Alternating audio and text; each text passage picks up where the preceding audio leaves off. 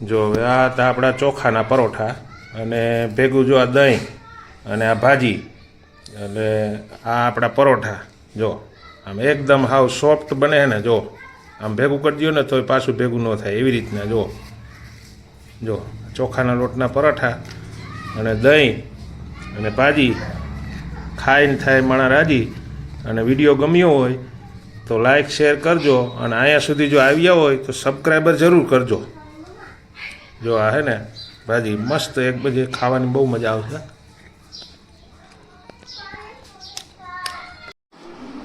ચાલો મિત્રો, જય દ્વારકાધીશ. કેમ છે બધા મજામાં ને? તો બધા મજામાં જ છે. જો આજે આપણે બનાવવાના ચોખાના લોટના પરાઠા. તો પરાઠા બનાવવા માટે જો આ છે ને રતારું ગાજરની એટલી ખમણી જેવું કરી લીધું છે. આ એક બટેટું લઈ લીધું છે, 2 ડુંગળી લઈ લીધી છે, 1 ટમેટું લઈ લીધું છે, 1 કાકડી લઈ લીધી છે.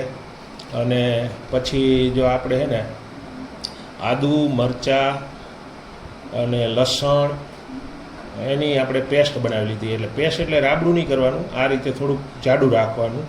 એટલે શાક જેમ આપણે બનાવીને એ રીતના વઘાર કરવા માટે. અને આ ધાણા ભાજી સ્વાદ પ્રમાણે નાખવાની. તો આ બધું આપણે તૈયાર કરી લીધું છે. અને હવે છે ને આપણે તેલ મૂકવાનું છે. તેલ મૂકીને આનો વઘાર કરવાનો છે અને પછી લોટ બાંધવાનો. તો ત્યાં સુધીમાં આપણે તેલ મૂકી દઈએ. જો આપણે તેલ મૂકી દીધું છે, તેલ આવી જાય એટલે આપણે એને મસાલો વઘારી નાખીએ. મસાલો વઘારવા માટે આપણે સાદા મસાલા જ લેવાના છે, બીજું કંઈ વિલાયતી નથી લેવાનું. ચટણી, હળદર, મીઠું આ રીતે સ્વાદ પ્રમાણે જે નાખતા હોય એ રીતે નાખવાનું.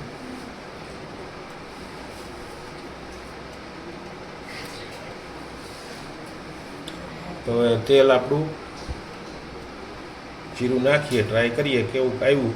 હજી આવ્યું નથી, આવે પછી વઘાર કરીએ. જો હવે આપણું તેલ આવી ગયું છે, એમાં જીરું નાખ્યું. જીરું નાખી અને પછી પહેલાં છે ને તો તેલ આપણું કમ્પ્લીટ આવી ગયું. હવે જાણે વઘાર કરી નાખીએ આપણે.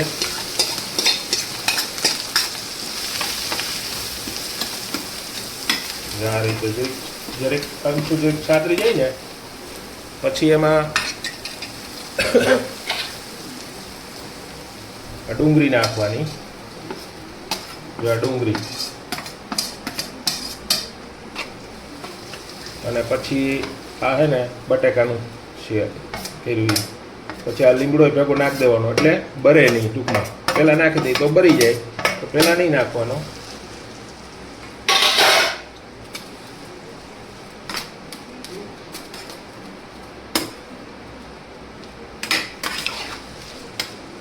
આવી રીતના થોડુંક ચા કરવા દેવાનું.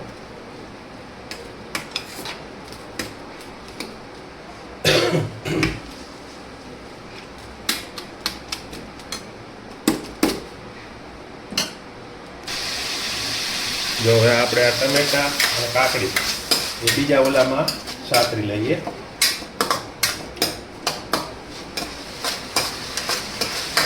આ છે ને થોડીક વાર પાકવા દેવાનું.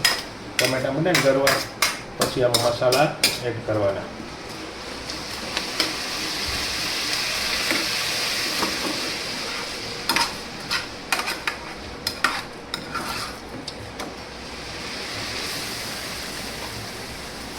તો હવે 1 ચમચી મીઠું નાખવાનું, 1 થી 1.5 ચમચી તમારા સ્વાદ પ્રમાણે નાખવાનું.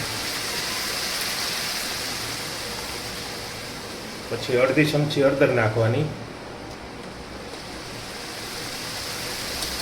પછી 1 ચમચી ધાણા જીરું નાખવાનું અને 1 ચમચી હિંગ નાખવાની. પછી મરચું તો તમારે જો મરચી નાખી હોય, પીલવામાં પેસ્ટ બનાવી એમાં નાખી હોય તો તમારા સ્વાદ પ્રમાણે મરચું નાખવાનું. અમે 1 ચમચી નાખીએ છીએ. અને 1/2 ચમચી ગરમ મસાલો. પછી એને હલાવી નાખવાનું.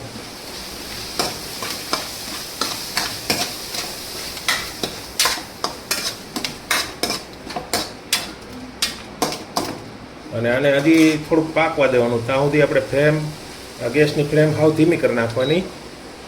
અને જે પહેલાં આપણે મસાલો ઓલો કર્યો હતો ને એ પણ આમાં મિક્સ કરી દેવાનો. કેમ કે એમાં બટેટા હતા ને એટલે પાણી થોડુંક વધારે મૂકે એટલે એને અલગથી પકાવ્યું હતું. હવે આમાં બધું મિક્સ કરી અને આપણે પકાવવાનું હોય. હવે આપણે છે ને આમાં પાણી એડ કરી દેવાનું. પાણી એડ કરી અને પછી પાકવા દેવાનું. એટલે આમ ભાજી જેવું થઈ જાય. પછી પરોઠા અને ભાજી ખાઈને થાય રાજી એવો માલ બને કે તમે વિડીયો આવો ક્યારેય નહીં બનાવ્યો હોય અને ક્યારેય નહીં જોયો હોય, પણ એકવાર જોજો કે કેવો વિડીયો બને છે અને કેવો માલ બને છે એ પણ તમે જોજો. વિડીયો થોડોક લાંબો થાય, ટૂંકમાં વિડીયોમાં બન્યા રહેજો. આ પરોઠા ભાજી કેવી બને છે ને એ હોટલમાં પણ આવી નહીં બનાવી હોય.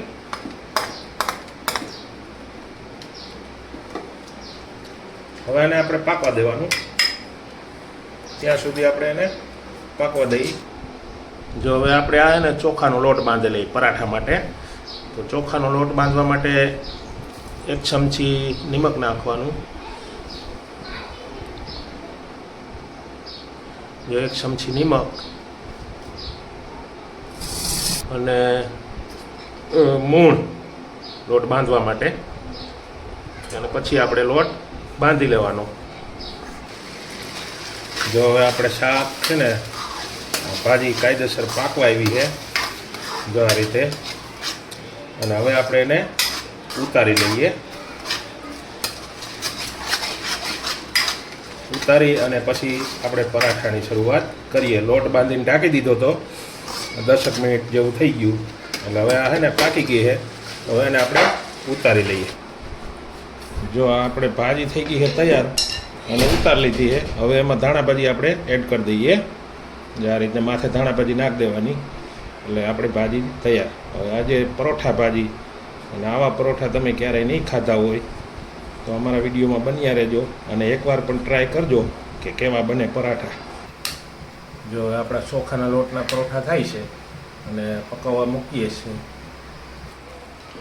જો આપણે પરોઠો નાખ્યો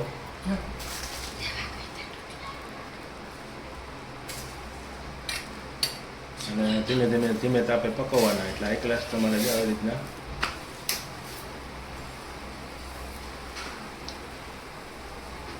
આવી રીતના પકવો ને એટલે મસ્ત બની જાય પરાઠા. તમે પણ ટ્રાય કરજો એકવાર. જો આવી રીતના આપણા પરાઠા બને છે અને એકદમ ટેસ્ટી ચોખાના લોટના. પહેલી વાર તમે પણ એકવાર ટ્રાય કરજો કેવા બને. મસ્ત બને છે. જો આવી રીતના હે ને. અને પછી ભાજી અને પરાઠા. તમે પણ એકવાર ટ્રાય કરજો અને મસ્ત બને છે.